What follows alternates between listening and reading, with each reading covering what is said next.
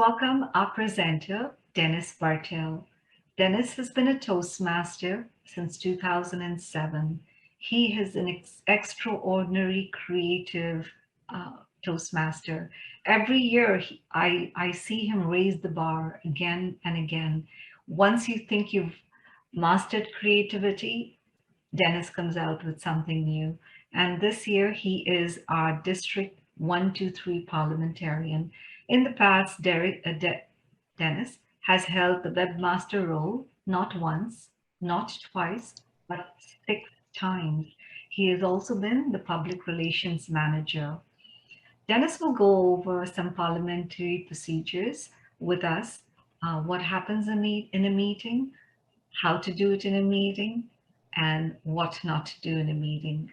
Please welcome our very own presenter, Dennis Bartel. Dennis. Thank you, Madam Program Quality Director. Good morning. This is always the best part of any meeting, and then after business meeting is always table topics. But anyway, let's have some fun. This session, I'll present some slides, but really this is all going to be interactive. You can ask questions, and I'll tell you right now the answer to every question you ask is it depends. So you've already got the answer.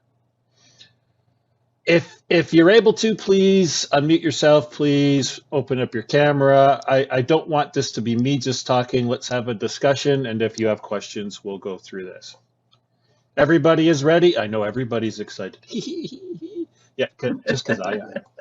Okay, so let's go and start. I'm just going to bring up my slide. All right. So let us start with what we're going to go through. These are the questions or the things that always come up. How to handle quorum. What is a quorum? Unanimous consent. It's this word out there, but it's not really understood. Business meetings are a little bit different when they're online, so we'll go through that. Motions and debate. Each one of these will handle what is it, what should the chair do, and how do you as in the assembly handle it. So first off, who chairs a club meeting? This is where everybody answers at the exact same time. Michelle? The club president. Thank you. Yes, not well known, but yes, the club president chair. And why does the club president chair? They're the top club executive leader. Well, that's it. Yes, yeah, absolutely, because they're told to by the Constitution. Absolutely. And when I say assembly, basically I'm meaning members of the club. So you've got the chair is leading the meeting, which is usually the president, and then you got the assembly, which is your members. Parliamentarian procedure, really all it is a way to have orderly meetings and ways to answer questions. Parliamentarian procedure sounds like this big scary thing, but it can be fun and it can help your meetings be productive. And it's based off of these principles. Votes of members are counted equally. Absent and minority opinions, members have rights. So just because you're not at the meeting doesn't mean you don't have a right. Free and fair debate. And I think the most important thing is that you should know what you're voting on and what this will do if it's passed. Majority has the right to decide, but minority has the right to debate and be protected. And I think overall, it's the courtesy and fairness to all. As I'm going through this, we have the council meeting coming up on Monday, so this will touch upon that. Plus, it will be 4 club meetings as well. Let's talk about quorum. So quorum is defined as the minimal amount of members needed to be present at a meeting to conduct business. What is a quorum at a club?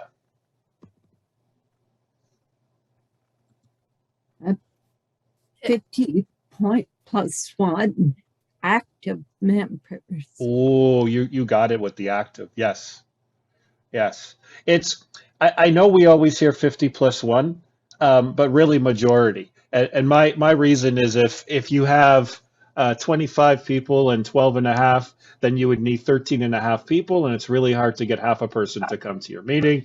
But I know +1's always used. But yes, as long as you have majority in the club. What is quorum for the district council meetings?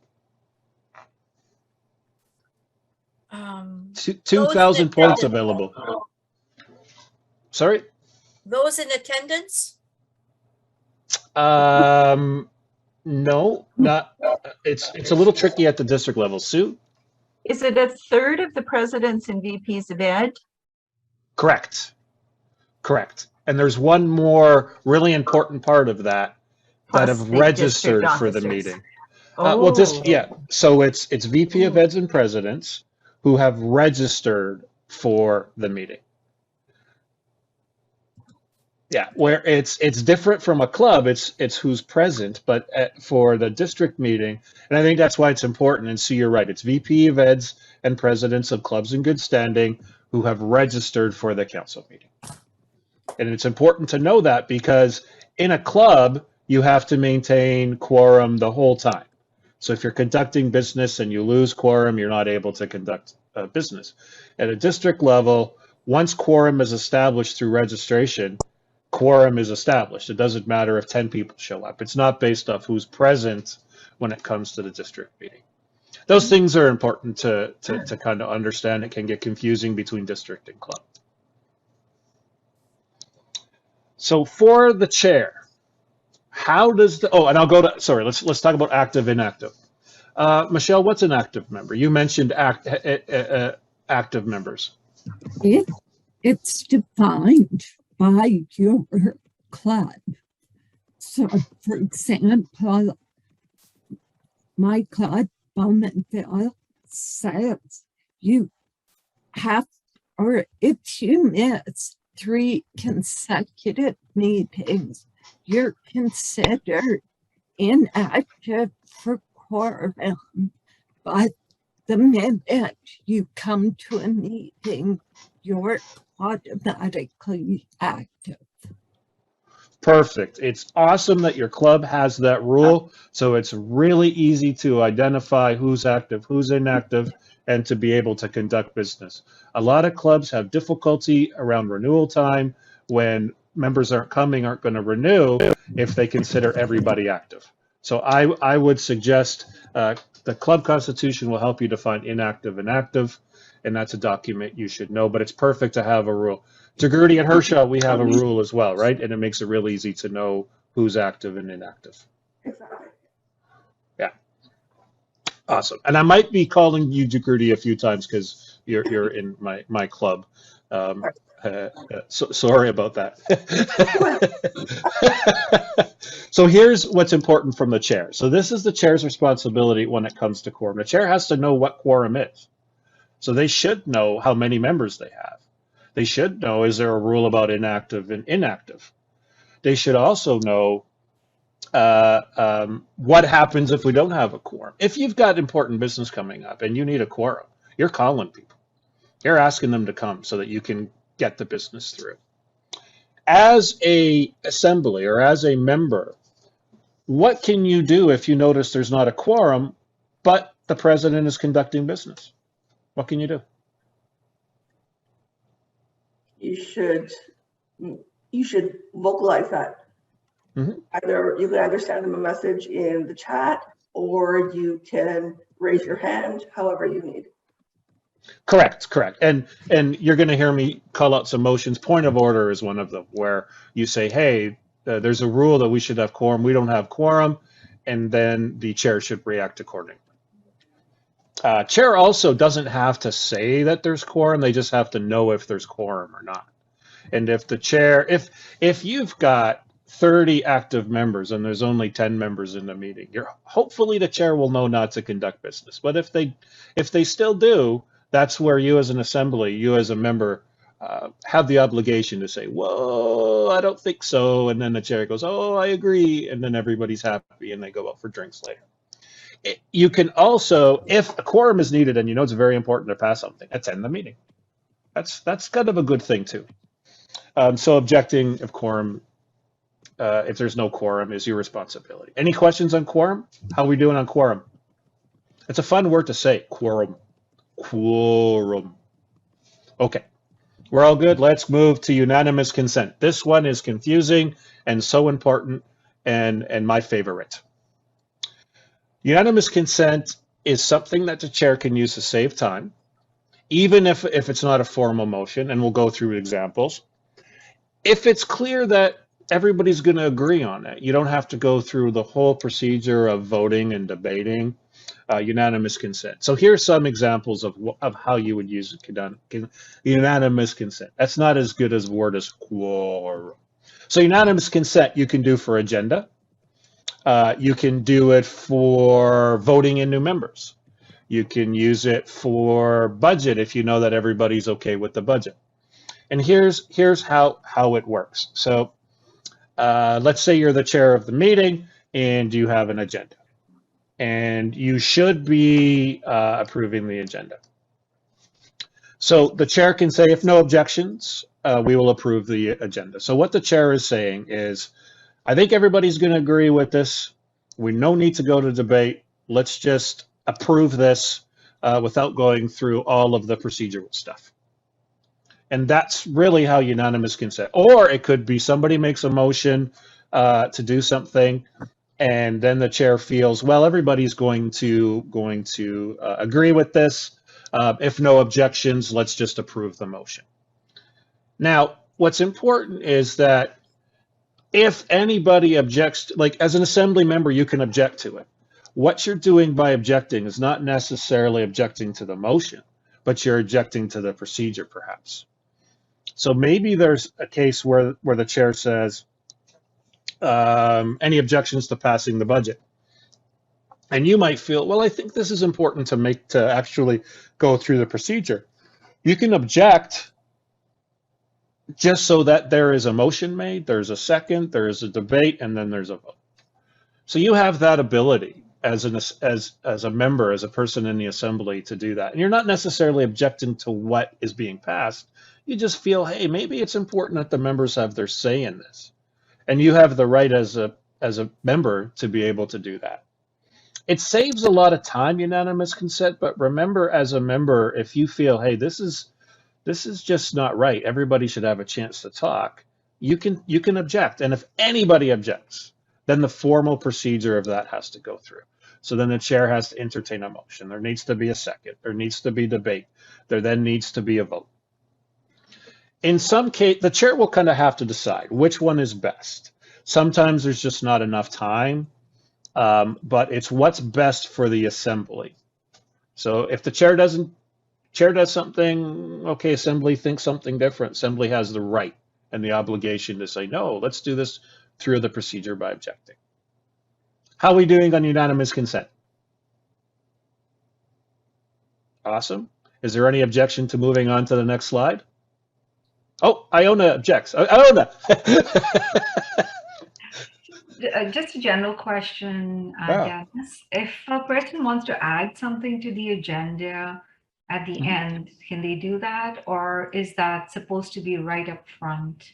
For example, you might have a report being presented and someone wants to raise a motion based on that report, and that wasn't decided at the beginning of the meeting. We decided, oh, this is fine and dandy. Someone just has a, so how do you accommodate that? So if your agenda's already been adopted and you want to change any item on the agenda, you can make a motion to suspend the rule and to add it to the agenda. If your agenda has a new business session, maybe you want to save that for new business. In this case, let's say you feel that it's important that you bring up something based off of a report. You could ask the chair to suspend the rule, which means you're suspending the adoption of the agenda, and say, I'd like to amend the agenda by adding this. Or you could simply just make a motion to amend the agenda. After the agenda is being adopted, it takes 2/3 of the approval of the assembly to be able to do that. So you must do it at the time the agenda is being adopted, and you cannot. No, you can do it during the meeting as well. Yes. Yeah. So if the agenda's already been adopted and then later on during the meeting you feel that something should be changed, you can ask the chair to amend the agenda or suspend the agenda, which means you're suspending what was approved and you're adding or changing something. Yeah, but you have the right to change it during the meeting, but you will need 2/3 approval after a majority has already approved it. Yes. Michelle? Dennis, if you have the new business section, and when you discuss, for example, a report and some questions come out, can you, without amending the agenda, just say, we'll discuss this in new business? Or is it best practice to amend the agenda to include it? My favorite answer is depends. So if there is new business, depending on the rules of the meeting, how do they want motions submitted? They may say, let's save that to new business. So the chair can decide. So the chair can say, okay, this is important that we will add it to the agenda, or say, please bring that up in new business, depending on what it is. So both ways are correct, I think.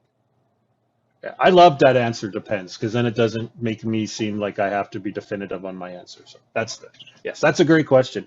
And Iona, we'll talk about agenda a little bit as well, but I think it's important to realize that so agenda is just a proposal. The assembly then will accept this proposal, and at any time the assembly with 2/3 can say, okay, let's change it or let's add something. So you do have the right to do that. The chair will guide you through, and I think it's important to know that just because the chair makes a decision doesn't mean it's always necessary, right? And the assembly has an obligation or a right to accept it or to make the final decision. So you'll hear the chair make a decision. Somebody feels, well, that's not necessarily right for us. They can appeal the decision, and it's the assembly that will decide, does the chair's decision stand or not? And it's important to realize that. Yes, Iona. So at a club meeting, when they formalize the agenda, do they have to accept the agenda, or do you use this unanimous consent at a club meeting? Yes. How does it fall? Yes. It's important to accept an agenda, because if you don't accept the agenda, everything is new business and it has to be moved. I think Marina and I were talking about that too. So you would have to make a motion for a break. You'd have to make a motion to adjourn. So by accepting your agenda, you're saying, okay, we accept everything that's going to happen. And this is where unanimous consent can come in too if there's changes. The chair can say, is there any objection to only a 5-minute break instead of a 10?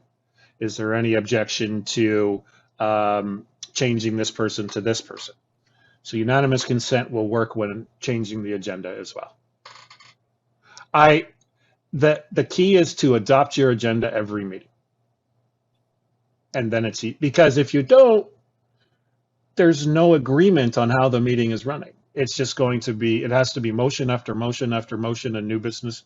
It's all new business. So that can be very confusing and time consuming. So the simple answer is approve your agenda every meeting. I don't see this being done at the clubs though.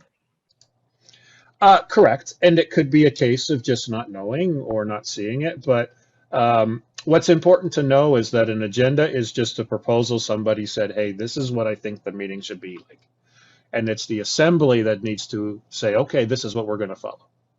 And they're doing that by approving the agenda. And it could just simply be any changes to the agenda. No changes?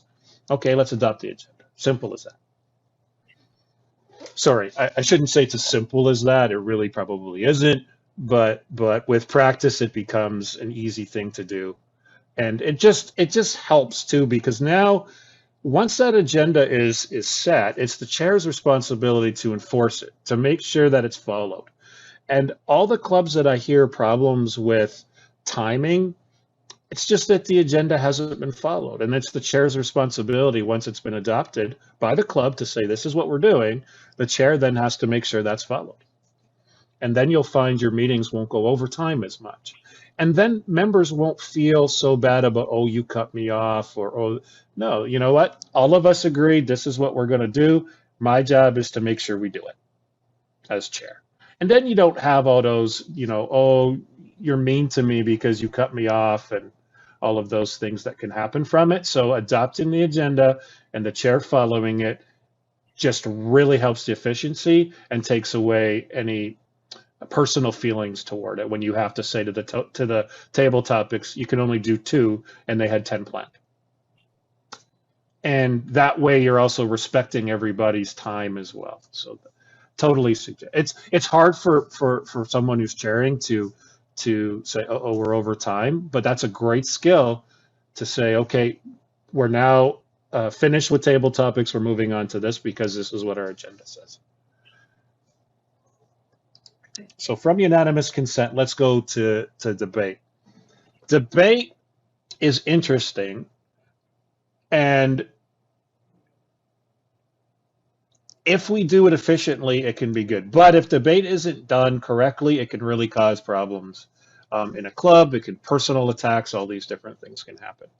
So first thing, and I asked this question, are all motions debatable? If I cover my screen, you'll still see it on yours. No, not all motions are debatable.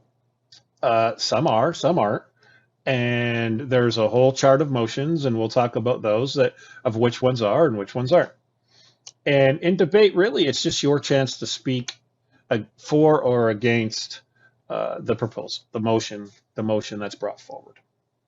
Now, this is the chair's responsibility is to really regulate and enforce the debate. So this is how they're going to do it. They're going to, once the motion is made and it's seconded, we'll talk about second later, then the debate will start. So the chair will first allow the person that made the motion to speak first. It's important that the chair knows the rules of debate. And this is why I asked the question about the chair of being the president. If you have an alternating chair every week and they're only chairing once a month, it's really hard for them to know the rules, to really be able to enforce the procedures. If you have someone that's doing it week after week, they will know, hopefully, or learn it, and make sure that debate is handled fairly all the time. As the chair, you want to alternate between for and against.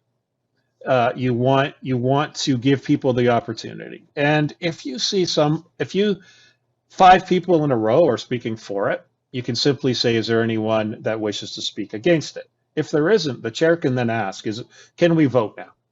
Everybody is speaking for it. Debate is only one-sided. Is everybody okay with voting? And that can go on as well. Does anyone know the time? Let me phrase this question. So, how many times can a person speak in the debate of a motion? Twice. Twice. For how long? For the length specified at the beginning of the agenda or the standing rules. Correct. And if there isn't standing rules, then how long?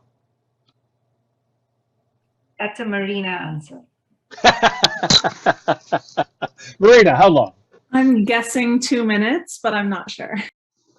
5 times that. Yeah, so 10 minutes. So by Robert's rules default. So if you don't have bylaws or rules set, then that's where Robert's rules kicks in. And by default, it's 10 minutes, and it's twice per debate. And you can only speak once until everybody else has had a chance to speak. So what's important is, and Iona brought this up, is if there's standing rules that clarify that, or if there's something that's in the Constitution, that will take precedence. Now, what's important to know as a assembly, as a member, is that you can limit or extend how long someone has to talk. You can make a motion to say, I think only people should be able to speak once. You can make a motion to say, I think everybody should have up to 5 minutes. especially if it's a contentious motion and you have such a small time. A member of the assembly has that right to do that, and because you're affecting the rights of everybody else, it has to be 2/3. If a motion you're making changes the rights of the assembly, it's a 2/3 is needed to pass that. And it could also be, okay, 10 minutes is not enough. I move that it's 20 minutes per time. And part of that too, if you have a question, so if you have a question and to make a decision, you can use a motion called point of information. You can interrupt, and that doesn't count towards your time or the person speaking time. This question, like if you're debating and you're within your 10 minutes and someone makes a point of information, that doesn't interfere with the person's debate time. But this is somebody asking a question so they can make a decision, and the chair will recognize you, and then you're allowed to ask the question. And the chair will say, okay, I can answer it, or this is someone else that can answer it, or you can simply say through the chair to the treasurer, do we have the money? And then you can make a decision. It's important that you obtain the floor. Now, this can get confusing too. And I know in person meetings, if someone says, would someone like to speak for or against the motion, and a whole bunch of hands go up, and then the chair picks someone, and then the hands just stay up. Or online, when you're saying, use the hand icon, and then are you for it? And then you have like 50 hands go up, and then the hands stay up. Once the chair has recognized someone, all those hands go down. You can't seek recognition the whole, like once recognition is received, whatever the word is, then you have to re-seek recognition to seek the floor, to have the floor. So what you'll see, and this is in the standing rules for the council meeting, if someone's debating and they raise their hands and there's 4 hands, once the chair has recognized someone, all those hands will be cleared. And then you have to be re-recognized. There is situations where you can seek recognition for certain things, such as there's been 2 people speaking for it and you're going to speak against it. And you can ask to, you can have precedence over that. Or your motion allows you to interrupt. So point of information or point of order where a rule's been broken. So you do have that ability to do that. But also when you're debating, make sure that you're debating the motion. So it's germane to the motion. If you're speaking and debating something and you're totally off what's being discussed, the chair has the responsibility to say that is not germane or that is not connected with what we're talking about, and basically you're out of order. Yeah. How do we do on debate? Good, Michelle, good. Everybody else is good with debate. Iona? I've seen when a person has spoken once and they're not satisfied with the response, and then I've seen a group of people that go up and then they try to speak again. Mm-hmm. How does the chair manage that? Because obviously the person was not happy or content with the type of response that the chair was delivering at that meeting. How does one do it gently without seeming, over assertive or aggressive, and how do you manage that as a chair? No, that's a good question. Right? Yeah. So as a chair, again, it's your responsibility to know the rules that someone can only speak once. It could simply be that you have already spoken. Everybody hasn't had a chance yet, and you can be re-recognized once everybody's had a chance. And that is just the rule, and as the chair, you're enforcing it. If the person continually interrupts and says, no, I want to speak again, I want to speak again, that's when the sergeant at arms might escort them out. If you're online, you might mute them or you might remove them from the meeting for being disruptive. It's a thing you don't want to do as the chair, but your responsibility is to keep the meeting orderly and keep it respectful for everybody else. Now, what can be helpful is if the assembly helps the chair as well. Remember, part of the assembly's job is to help the chair. The chair is just not out there on their own. They're trying to make the meeting orderly. So the assembly could say, Mr. Chair, point of order, that person has spoken twice. And that person might take it more from someone else than the chair, especially if the chair's not liked or whatever else, personal things, as we know, is happening. So it's a tough thing, but the chair should really try their best to communicate it. And you're right, in a nice way. But sometimes you have to be really assertive. And online, at least, there's the mute button. It's harder in person to mute somebody. Unless there's a microphone, you could turn their microphone off. But it all comes down to the respect of the assembly and the rules. So you try your best as chair, and you just hope that the person respects not only the chair, but the rest of the meeting as well. You hope. Okay, let's move to a motion. Now, I joke that this is how you make a motion and this is how you reverse the motion. But let's go through the motion. So motion is simply a formal proposal. I want to do something. I want to bring an action up to the club. So there's two types of motions, a main motion and a secondary motion. Can anybody tell me what a secondary motion is? A type of motion? Yeah, what's a secondary motion? What kind of motion can it be? It's a motion that amends the main motion before Correct. And it's Sue, voted. correct. And Sue, you were going to say the same thing? Yes, I was going to say an amendment. Okay. Jagurti? I was going to say amendment as well, just amendment to the original motion. Okay. And Marina, you were going to say amendment as well? No. I wasn't going to say anything. Okay. My bad. Yeah, so there's different types of secondary motions. Iona, you were going to say something too? You were going to say amend? I was going to say a subsidiary motion is to modify or dispense of the main motion under consideration. Ooh, you're right.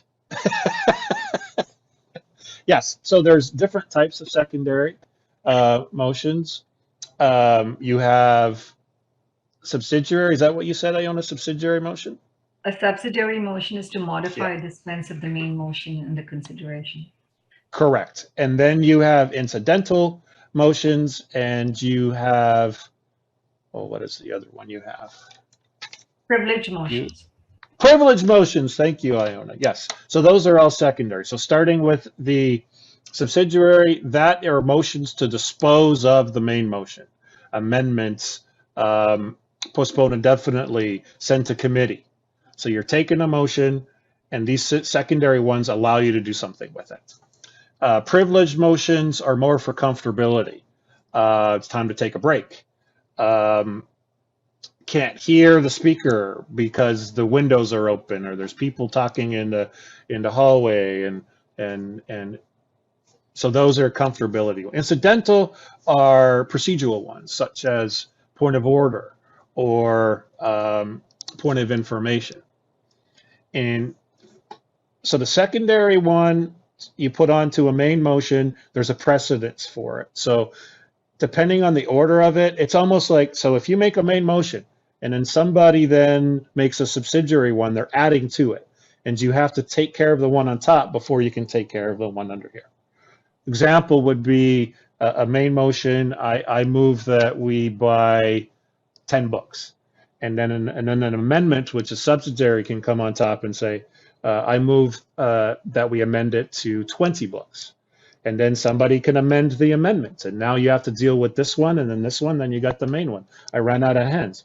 Or you can say, you can have the main motion, then an amendment, and then someone says, well, we don't have time. Let's send this to the committee. And as long as it's in precedence and there's a chart that will tell you what it is, it can happen. If an amendment is being made and someone moves to postpone indefinitely, that postpone indefinitely is lower in the precedence and would be out of order. And then if you look at it as, and it can get really fun and confusing when you have an amendment to an amendment and then this and to this, and you're like, what motion are we talking about? So just remember, it's kind of like building blocks. You've got this one, then this one comes, and you have to do the top one before you can get underneath it. Oh, that's really cool. Vogue, vogue, vogue. So that's subsidiary, incidental, and privileged. The other type of motion, which will become a main motion, is to rescind something or bring it back. If a motion has already been passed, you can't make another motion that's already like the motion that's being passed. You can rescind it or you can amend it. So that's the other types. The chair's responsibility is to know the rules when motions are made. Is it legal? Are we allowed to do it before the chair actually allows it to come to the floor? So obviously, if it's illegal, we can't deal with it. If it's outside of the purpose of our organization of Toastmasters, then it's something we can't even talk about. If it's not in our policies and regulations or bylaws or constitution, then it can't be. Is it against Robert's rules? Then we can't. If it satisfies all of those and precedents, then the motion could be dealt with, and that's where the chair will allow it to come to the floor. Do all motions need to be seconded? Did. Yes. They do. They don't. Sue says no. No. Michelle says no. Motion Iona to says no adjourn? now. No. Privilege motions are not, I know for sure. Mm-hmm. Excellent. So we're going to talk about second, but not all motions need to be seconded. Did. Okay. So the chair must know the debate procedure and then what type of voting is going to happen. Now, you as an assembly, when a motion is brought up, you should know the rules too. I know we put a lot on the chair should know the rules, but if you're a member of a club or an organization, it's your responsibility to know the rules. How can you have an effective meeting and have your say if you don't know? So I know at Hersha, we have all of our club rules on a page on our website. So any club member can go there at any time and can see, okay, these are your club rules. I know there's a lot of rules, and Robert's rules is not a good read of 700 pages, but it really is. You know what? It's like a 5-minute read. So I really recommend it. The more you know. Oh, that was an NBC thing. Anyway, that's really good. And you can dispose or amend as an assembly member, as Iona said, subsidiary motions. You as an assembly, you have the right to use those to dispose of a motion as well. And I won't go into the depth of motions because it's more about, these are the underlining principles of what we're doing. Let's go to, are we okay with motions? Yeah, it's also incidental motions, for example, point of order, just Yep. to enforce the rules, amend, follow the agenda. Those really don't need seconds. It's just point of order.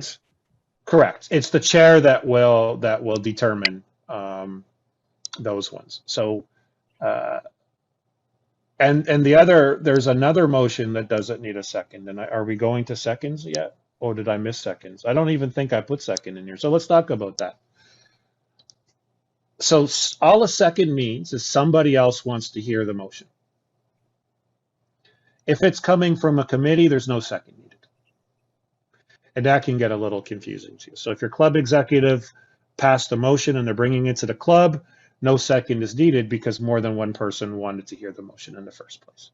So if it's a report from a committee, it's no second is needed as well. So you'll see at the council meeting, anything that the district executive council approved that'll be presented on Monday won't need a second because more than one person wanted to hear that coming from a committee. Okay, online business. Some of the ways to run an effective online business meeting. It's different than in person for sure. The underlining principle is how do we make this fair and follow all of Robert's rules effectively. So there is some myths, there's some things that are out there. I'll ask this question. Does everybody's camera have to be on to be considered present at a meeting? For the business portion, yes, when they're voting. Okay. Only when Iona? speaking. Only Okay. when speaking. Okay. Anyone else? Depends. No. If you have a rule that everybody's camera's got to be on and everybody agree to it, yes. But generally, no. So the district council, we have guidelines that say only when you're speaking and only the chair's camera has to be on. Hershaw's case, we said your camera should be on when voting. So that's a club decision. So if you have guidelines, Robert's rules, which would be the source you would go to if there's not a decision, simply says the speaker or the chair, and in order to be present, as long as you're audible, so as long as you can hear, then you're considered present in the meeting. So for the district, we have guidelines that we approve every meeting because it's something that members should know. It's very important. And we say in there that the chair's camera will be on at all times and whoever else is speaking. Everyone else, it's really your option to be on or off as long as you can hear what's going on. Voting methods are very important in terms of clarifying what that's going to be because Zoom offers different ways. Is it hand up? Is it yes? Is it no? Is it a poll?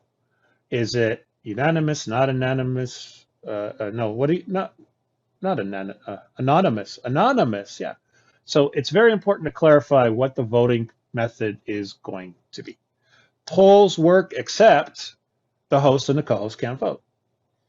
Yes and no's work as long as everybody knows how to do yes and no on their Zoom. Hands work as long as everyone knows how to find a hand to raise it. So you have to know. It was funny. I don't know, Jagruti, you were there. We had someone in our club say we should identify how we're going to vote. And so we said, okay, everybody raise your hand using Zoom, and only half the people knew how to do that.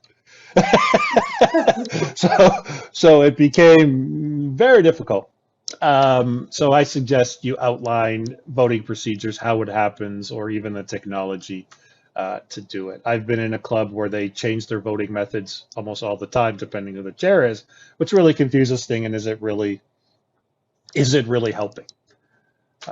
And I think the other thing is to have rules or guidelines on how people will speak and be recognized for debate, or if they want to make a motion. One of the things to remember is that everybody has the right to be heard. So how can you do that so everybody has that opportunity? Is it by raising hands and the chair will recognize? Is it through chat? Are you having chat on? And I recommend at least have it to the host. It should be, if a member needs to get something to the chair, they should have a way to do that.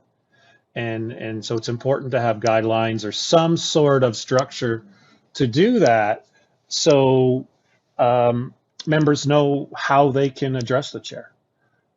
And when will a member be muted? You know, it's important to know if someone's just disrupting, if they've got loud noise or they're just constantly unmuting, what procedure can happen in that case, and can the chair remove them? Can the chair mute them? What can the chair do? If you discuss all those things and have the guidelines, it'll make your meeting more efficiently. It's so different than in person when you're online, but you should have all that structured in a way. And that's why with the council meeting, we spent a lot of time thinking about how do we allow someone to be heard? Is it through chat? Is it hand up? How much time? When can they raise their hand? If you have 10 hands raised and then there's a debate, all those other hands have to be lowered to allow other people to be recognized. And you're not just, could you imagine in a meeting for 20 minutes you keep your hand up? No one's going to do that. But online you can raise your hand and then, you know, it doesn't hurt. Any thoughts about online business, how you can run it for your clubs or any meeting? I mean, it's important to have a structure to it. Iona? Oh, you're muted. Yeah. That's a good thing. How are clubs using it to vote? So are they using the raise hand features? Are they using polls? Are they using some other software in a club meeting? Just a general motion or general Business. So yes to all of those. Some clubs, people are just raising their hands manually. I've seen clubs use yes and no. I've seen clubs use polls. I've seen clubs use Google Forms. Many different methods, but I think it's important to pick one and then to show everybody how to use it. Polls are good, but the only thing with a poll is that the host and the co-host can't vote. So if it's something that's my suggestion, if it's something that's not going to be like a club elections where you have more than one person, if the chair has the ability to see everybody, you could just simply go with raised hands. If your club is pretty tech, you could use the raise hand. That way, at least you can. There's an easy count at the bottom, so you know how many hands are raised. But defining that is so important, and realizing. I remember we did a club election by poll, and it was forgotten that one of the members was still a co-host, so they couldn't vote. So the right thing to do was to redo it and remove him as a co-host, so he still had the ability to vote. So as long as everybody has the ability to vote, because what if a member is just calling on their phone? How do you allow them to vote? So there's a lot of thought, but the number one underlining thing is everybody has a right to vote. So how are you allowing for that? And are you saying you can't vote if you're talking on the phone? If you call in, you're not allowed to. So those things should be addressed and at least talked about.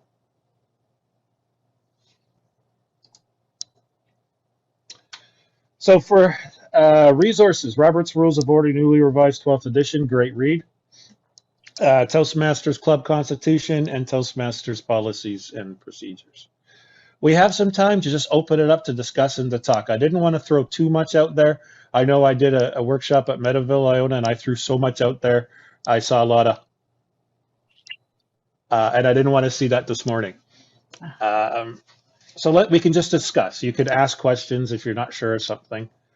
We can talk about it. Iona. Could you run through the basics of how to put forward a motion, how to second a motion, how to take back a motion, just the basics so our audience understands that, because they're club members. Absolutely. And I can throw some things in there, some fun tidbits about making a motion that it's not as known and it's really fun. So let's start with making a motion. At the club level, usually you can either submit your motion early if there's a rule for that, or you can just be recognized for new business and you can make a motion. So you would just, I move that we purchase 10 books. So you're making the motion. I will say for council, guidelines do say to submit it beforehand, or you can put it in the chat during the meeting, and then the chair will decide, okay, is this something we can handle now, or does it need to go to the next meeting? But in most cases, if it's new business, you can deal with it. Now, if it's a main motion that needs a second, anyone can just yell out second. The chair doesn't have to ask it. If nobody seconds it, the motion dies, and then you ask for another motion on the floor. Now, here's the cool thing. It's hardly ever used. Before the person, so we're going to call the person making the motion the maker of the motion.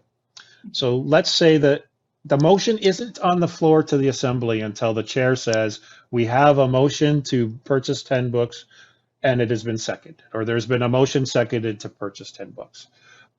Once that happens, it's the assemblies. But before the chair does that, it's the motion, it belongs to the maker of it. So let's say I say, I'd like a motion to buy 10 books. And then someone else can say, would the maker of the motion consider 12 books? And okay, 12 books sounds good. And then a second, and now it's 12 books. So a lot of the amendments and the stuff that happens after the motion goes to the floor can be totally avoided simply by, and let's say I make a motion to buy 10 books, but someone else says, would the maker consider withdrawing his motion because my motion's more important? Okay, go ahead and make your motion. You do all those things to avoid postpone indefinitely, lay on the table, and amendments. It's a really cool trick, and it's It's actually really good. And let's say the maker said, I want 10 books. Someone seconds it. Someone says, would the maker consider 12? The chair will say, do you still want to second those 10 or 12? And he can withdraw your second. And then once it's all been settled out, the chair can now say, we have a motion to do this that's been seconded. Sue. So is that what you call a friendly amendment? No. Friendly, sort of. A friendly amendment is more, you've already had the motion on the floor, and it's an amendment that everybody would agree to. It is a thing, but it isn't a thing. So I think we've heard it many times, like with alignment reports, where there's a friendly motion to do this or to do this. And really, if somebody disagrees to it, you'd have to go through the whole, it's almost like unanimous consent. So, sorry, so go ahead. I was going to say another question is, with all of the changing of the motion, for the person who is recording this for the minutes, am I correct that what you put in the minutes is the final result? Thank you. Yes, absolutely. Yeah, if you've got a motion that started out one way and there's been 10 amendments and it's whatever is passed that you are recording. Absolutely. And where that's very important too, it's hard for the secretary to keep up if there's amendments and stuff, because really whatever motion they put in the minutes is the motion. And if it's recorded incorrectly, that's your motion. So yes, it's the final. Yeah. Okay, so we've got the motion. The maker can change it. We've got a second. So once there's a second, now the chair has to decide: is this? Well, first the chair is this in order or not? Let's say it's okay. So the chair has said, all right, we're able to discuss this. So after the second, and the chair has said, yeah, you know what, this is in order. Then you go to debate. During debate, the person that made the motion is going to speak, and then the chair will ask. It's always a good trick too. Once the person has spoke, the chair should ask anyone against it. So alternate, against, for, against, for. If the chair gets 5 fours and nobody against, the chair can ask, are we ready to go to question or are we ready to vote? And debate can keep going on. If somebody decides, okay, you know what, we're going to keep debating for an hour, we've only got 10 minutes, then you can make the subsidiary motion to limit debate to 10 minutes. Let's say we've debated forever and you're like, come on, let's just vote already. You can make a motion called end to question, which really means end debate, and you need 2/3, then you stop debate and you go right to voting. Where this can really come in handy is you have an amendment on a motion. You're like, it's going to take forever to go through. You can call to question that actually ends debate on both amendments and the motion. So if it's passed by 2/3, you'd say, okay, we're going to vote on the amendment to the amendment. We're now voting on the amendment. We're now voting on the main motion. So that's a subsidiary motion called put to question or end debate. Once that happens, you go to the vote. Depending on the voting system, the chair will ask for, will ask against. Not necessary to ask for abstentions, but people can say, I'm here, but I didn't vote. Please record it in minutes, and that's okay. Then the chair will announce the results. But what's really important is the chair has to say what is the action taken from this. So if it's I move that we add the standing rule after it's passed, the chair will say, and now the secretary will add this motion to our standing rules. So they're saying what action is being taken from passing this. Here's a great question: can the chair vote?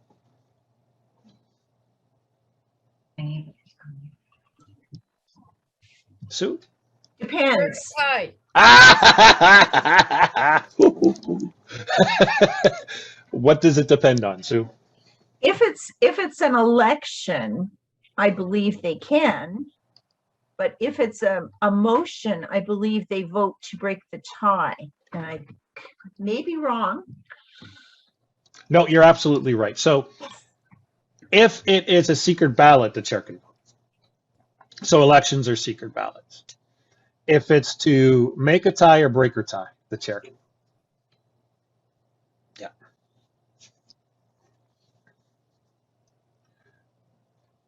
So yeah, I don't know, did I go through that okay for the steps of handling a motion? You did, thank you. Too The fast, thing, right? you got me confused with can the chair break a tie? I thought there's a differing point to that. The chair is not compelled to break a tie, I believe. Correct. He can choose Am I to, being he correct? can, yeah, I mean, he can choose to, so if you have a tie, the chair can choose to vote yes or vote no. So they don't have to vote.